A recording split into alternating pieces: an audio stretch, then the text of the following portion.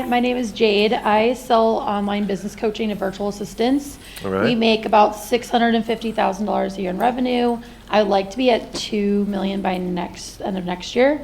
I've learned that we have a lot of constraints to work on, but one thing that I haven't gotten a clear answer on is we spend this is my COO, but we spend so much time hands-on in the business. Like as we're writing our huge ass list to go work on, we're like, how are we going to find the time to do that? I've fired everyone on my team.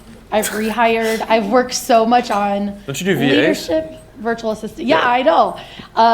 Can't you she's hire some actually a VAs? past client. I hired her. But for example, even DM setting, we're gone, no calls have been offered. So I think that's what we're struggling with, is just to get our team as fired up as we are, and just making sure that we're finding people that can actually do their jobs so we can focus on things like this. So do the VAs that you recruit, do you have standardized training for them to get onboarded? Yeah. And that training is not working? Yeah, we have SOPs even before we left. But does that create the action or behavior that you want? So it's one thing to have SOPs, it's another thing to have a system where people do the shit you want them to do. Yeah, so even before we came here, we reiterated our expectations with our DM setters. Yeah, well, they're all idiots, I guess. Yeah, well, we've had the same conversation. I'm I don't want to fire them and rehire. I'm putting a little trap here. So they're either all idiots, right? Or the process that you have doesn't work. One of those you're in control over, right? And so right now, as this may be an interesting pill to swallow, but I try to be a truth teller rather than be nice, not kind, or other way around, kind, not nice. It might be that the training that you have for these VAs is insufficient. And I actually think that fixing that might be the single greatest point of leverage that you could have in your business, because they are both the thing that's helping you grow your business and the product of your business. And so if you were to only do that, and so this goes for everybody, if you feel like you have many constraints, it means that you don't know how to prioritize. Because there are always many problems. The question is, which problem is the most important? And if you can't decide that, you're not doing your job. That is the job of the entrepreneur. And so if you then expect the team to then prioritize those things, then you're basically delegating decision making to people who have less context in the business than you, and then unsurprisingly, they do a worse job. And so you have complete context on the business. And so you have to make the hard call of saying, this is what we will solve first. And we will allow these fires to burn. And those other constraints, what's interesting about them is when you do solve the first and most important thing, the remaining constraints often will reorganize in terms of their importance. And so sometimes people will leave here and be like, this is number one, this is number two, this is number three, number four, number five. And then they're arguing, I think this is 7, this is 8, this is 7, this is 8. Who gives a shit? You're never going to get there. By the time you finish number one, the whole thing's going to reorg, and you're probably going to have something from over here that's going to slot on top, because that's actually the new constraint. And so I think a lot of people spend a huge amount of time trying to organize the priorities rather than just figuring out what is the one thing that matters, only directing all resources towards that. And that also means having a conversation with the team that you have to basically give them permission to fuck up on everything else. Okay. And so if, for example, I made a podcast about this, but basically we had a pixel issue, right? And the problem was we had basically 7 different funnels that were running at the same time.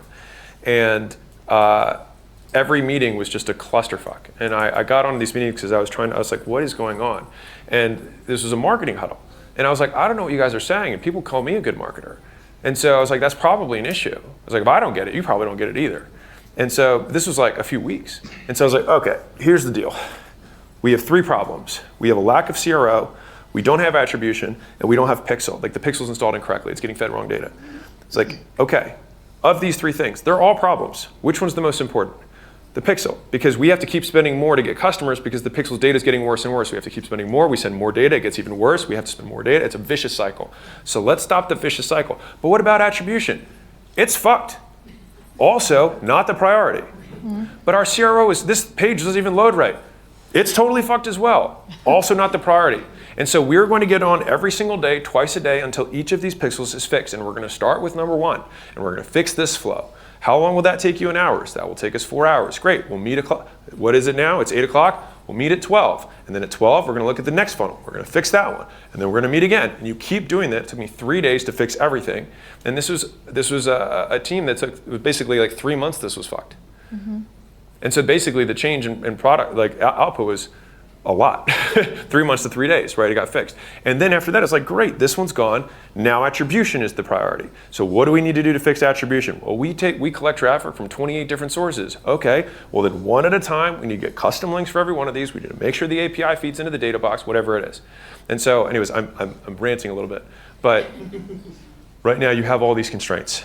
I would bet that you getting the VAs that you have working for you to actually do their jobs will solve more than one for you, because it's both the product and how you expand the business. That's what I would fix. Okay. If you're a business owner and you're not growing as fast as you'd like, I'd like to give you a free gift. So my team and I put together the $100 million scaling roadmap, which is basically 200 hours of us looking over all the portfolio companies we've had and what stages of growth they went through, and more importantly, where they got stuck and how they got past it.